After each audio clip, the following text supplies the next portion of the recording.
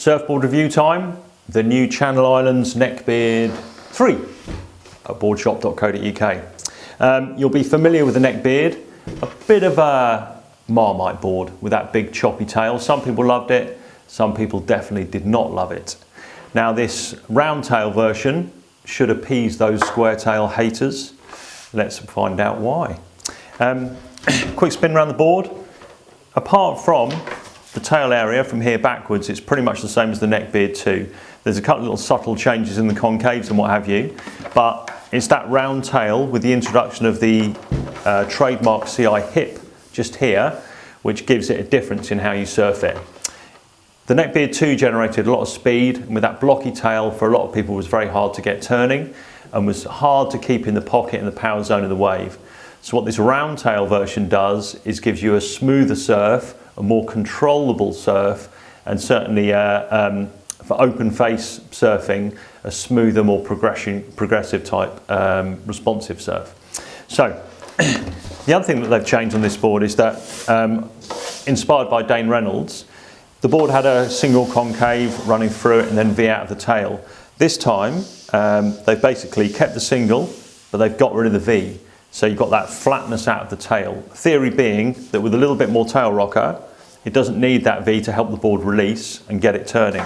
And initial reports on this board are that it is super smooth to turn, very responsive, and really good fun in a waist to overhead type set of conditions. Inevitably with a board like this, it prefers slightly better conditions. It doesn't handle the chop so well, but there are lots of other CI boards in the range, like the Rocket Wide Squash that's just come out, that you can use for those conditions to partner up with it. As I said, this Roundtail version is great for pocket surfing. If you've got a small, cleanish wave, you know, waist high or any bigger than that, it allows you to keep in the power zone of the wave.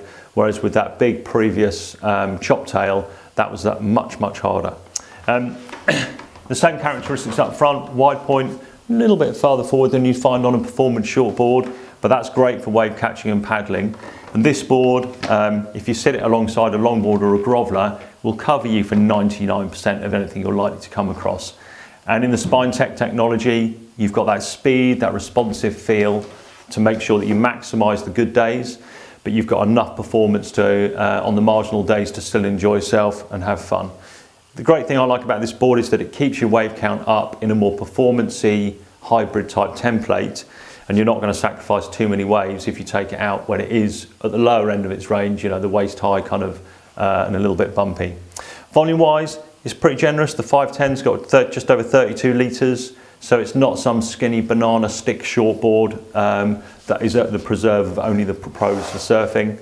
It's a really nice all-round hybrid. For a lot of people, it would be a one-board quiver that'll do anything they need to do. The Neckbeard 3, online right now.